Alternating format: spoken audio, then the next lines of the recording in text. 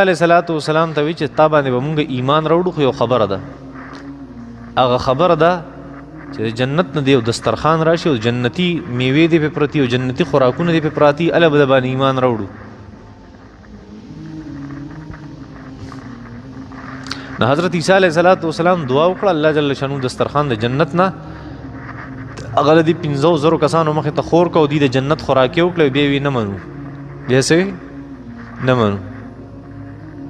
نه الله جل شانه فرمایل چې حضرت موسی علیه عیسی علیه السلام دي ته خیره وکړه او سوی چې اللهم لعنهم کما لعنت اصحاب السبت، یا الله په دې داسې لعنتیان کې لکه څنګه چې هغه د خالد ورځې هغه خلک ته لعنتیان کړو، د خپل رحمت نه داسې لرې کې لکه څنګه چې د هغه خلک د خپل رحمت نه لرې کړو. الله جل شانو دیم ذلیل او رسوا کړه. مفسرینو حضرات لیکلي دغه خلک 15,000 کسان چې د عیسی علیه السلام د هغې مائده چې وه دسترخوان چې د هغې نه انکار وکړو، د هغې د خوراک نه پس نه الله جل شانو د هغې نه خنزیران جوړ کړي د عیسی علیه السلام په جواب باندې. نو دغه خبره ده چې الله جل شانو فرمایي هغه خلک چې انکار یې وکړو نو هغه الله جل شانو لعنتیان کړه، د خپل رحمت نه لرې کړه، د چا په بد دعا باندې؟ د حضرت داود او د حضرت عیسی علیهم السلام په بد دعا باندې. لعن الذین، لعنتیان شو هغه خلک کفرو چې انکار وکړو من بني اسرائیل، د بني اسرائیل نه علی لسان داود علیه السلام په ژبه باندې، یعنې هغه ورته بد دعا کړې وه، خیرې ورته کړې وه. عیسی ابن مریم او عیسی علیه السلام چې د مریم علیه السلام د هغې زوی دی او دوی ورته خیرې کړې وې.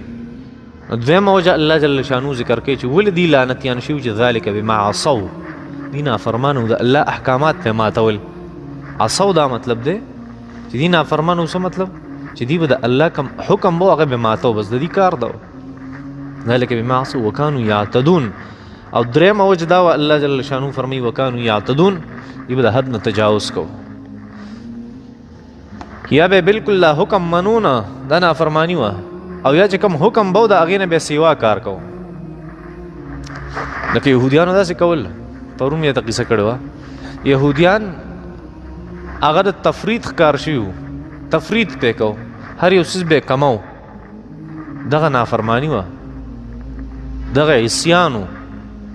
او هر چې عیسایانو نو هغې به غلو فی الدین کوله او غیر الحق، په دین کې به ډېر زیات تجاوز کو، په ناحقه به تجاوز کو، زیاتې به کو، په ناحقه به کو. نو الله جل شانو هغه خبره ذکر کړه وکانو یعتدون، او دوی د حد نه تجاوز کوي. او دا لومبۍ خبره ذلک بما عصوا، دا یهودیان یادوي، وکانو یعتدون دا عیسایان یادوي. خو د دې بیا یو مجموعي ګناه دا وه چې کفرو دی انکار به کو.